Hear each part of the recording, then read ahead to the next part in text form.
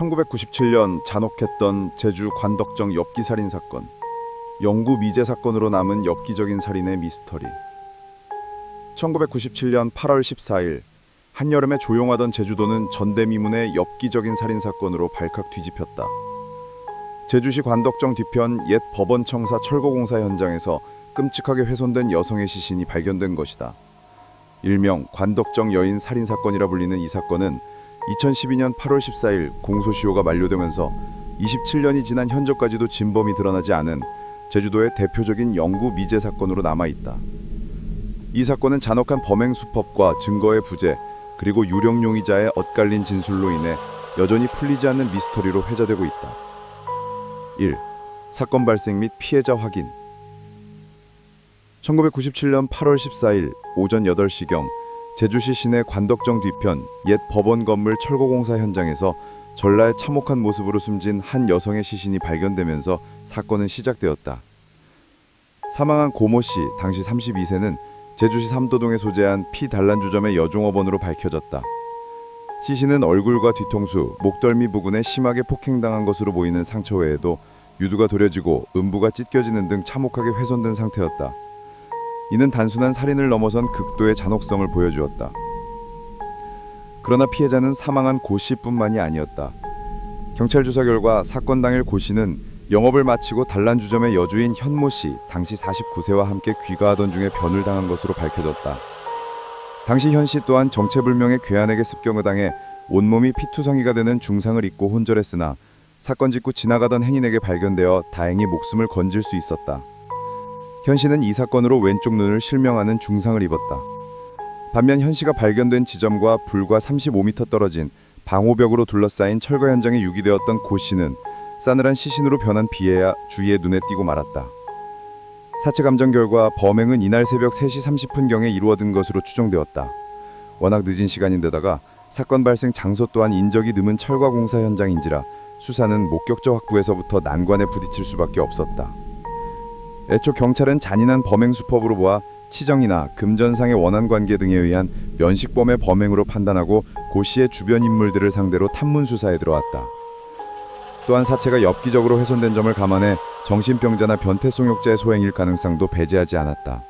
그러나 이내 해결될 것 같던 이 사건은 목격자는커녕 현장에서 이렇다 할 증거물조차 나오지 않으면서 시간이 갈수록 미궁 속으로 빠져들었다. 공교롭게도 같은 날 비슷한 시각에 서귀포 호프집 여주인 살인사건까지 발생하면서 제주도 내에 큰 파장이 일었다. 2. 용의자 이 씨의 등장과 엇갈린 진술. 수사가 난항증을 적던 중 사건 발생 23일 만인 9월 6일 새벽 경찰서에 자신이 범인이라고 자초하는 전화가 무려 5차례나 걸려오면서 수사는 급반전되었다. 장난 전화일 가능성도 있었지만 좀처럼 사건의 실마리를 찾지 못하던 경찰로서는 결코 한 귀로 흘려버릴 수 없는 내용이었다. 경찰은 즉시 발신자 추적을 통해 제보자가 제주 시내 5개 공중전화에서 전화를 걸었다는 사실을 파악하고 현장에서 지문을 채취해 국과수의 감식을 의뢰했다. 그 결과 문제의 지문이 당시 경찰이 용의자 중 하나로 주목하고 있던 김모 씨와 동일하다는 사실이 밝혀졌다. 경찰은 전화통화 후 도주한 김모 씨의 소재를 추적, 검거한 뒤 본격적인 조사에 들어갔다. 용의자 김모 씨는 강도 강간 등에 이미 몇 차례의 전과가 있는 인물이었다. 경찰은 김모 씨를 조사하는 과정에서 그가 관덕정 사건 발생 전후인 8월 3일과 9월 23일에 특수 강도 및 강간 미수 등의 범죄를 저질렀다는 사실을 밝혀내고 10월 21일 김모 씨를 일단 구속했다. 사실 당시 경찰은 김모 씨의 범행 수법이 피해자의 머리를 둔기로 내리친 후 범행을 저질렀던 관덕정 사건의 수법과 유사하다는 점을 주목하며 그를 이 사건의 유령 용의자로 보고 이미 보강 수사를 벌여오던 터였다. 결국 김모 씨는 관덕정 사건을 자신이 저질렀다고 자백했다. 그의 진술에 따르면 관덕정 인근에서 두 여성이 서로 다투는 것을 보고 금품을 훔칠 목적으로 돌로 내리친 뒤 핸드백을 강제로 빼앗아 달아났다고 하였다. 그런데 고모 씨가 자신을 쫓아와 핸드백을 돌려달라고 하자 그녀를 인근 공사장으로 끌고 가서 살해하였다는 것이다. 경찰은 김모 씨의 진술이 사건의 상황과 부합한다고 판단하였고 김모 씨는 태연하게 사건 재현까지 하는 모습을 보였다. 현장 검증 과정에서 김 씨는 피해자의 옷 색깔, 쇼핑백 유무, 승합차 존재 등 언론에 공개되지 않은 사실까지 정확히 알고 있었다. 그러나 현장 검증 중 김모 씨는 갑자기 살인 혐의를 부인하며 진술을 번복했다. 김모 씨는 관덕정 살인 사건은 물론 그 그 전후에 발생한 강간 미수 사건까지 무조건 자신의 범행이 아니라고 주장했다. 경찰과 검찰은 그의 갑작스런 돌변에 당황할 수밖에 없었다. 김모 씨는 처음에 살인 사실을 몰랐지만 신문을 통해 알게 된 후 답답한 마음에 경찰에 전화를 걸었다고 진술했다. 그때 김모 씨는 사망한 고 씨의 신체를 엽기적으로 훼손한 이유에 대해 교도소에서 출소한 전국 94년 이후 3년 동안 사귀어온 연애를부터 배신을 당해 여성에 대한 복수심이 발동해 이빨로 물어뜯었다고 말한 것으로 전해졌다. 하지만 결정적으로 물적 증거가 부족했다.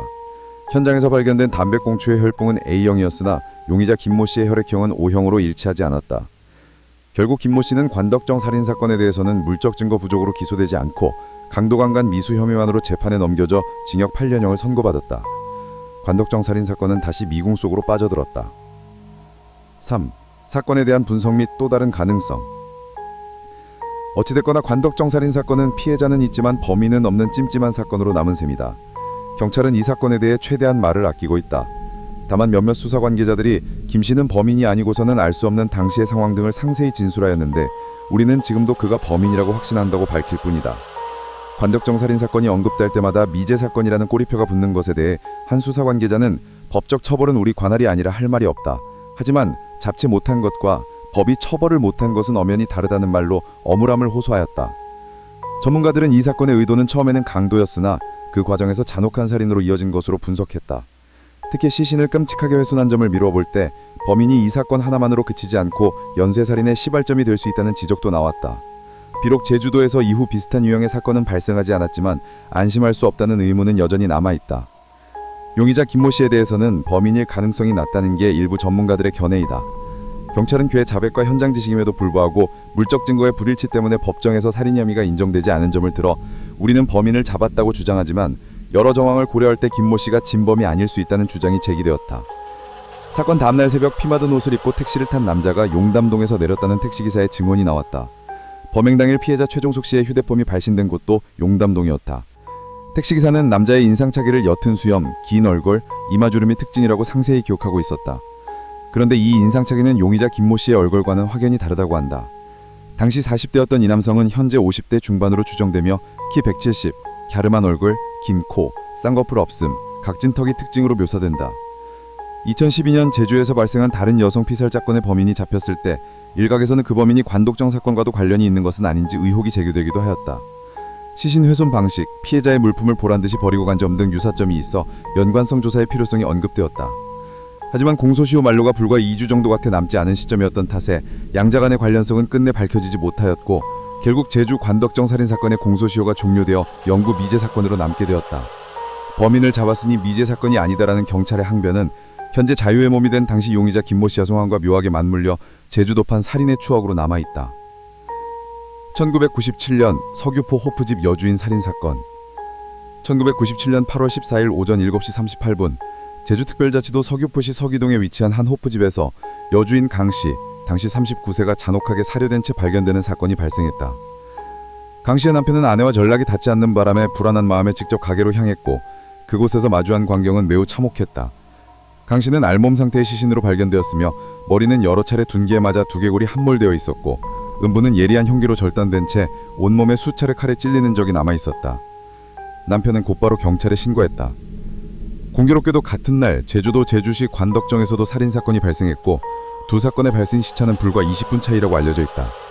하지만 두 사건 모두 범인을 특정하지 못했고 이 호프집 사건 또한 사건 발생 후 12년이 지난 2012년 8월 14일부로 공소시효가 만료되면서 영구 미제 사건으로 남게 되었다.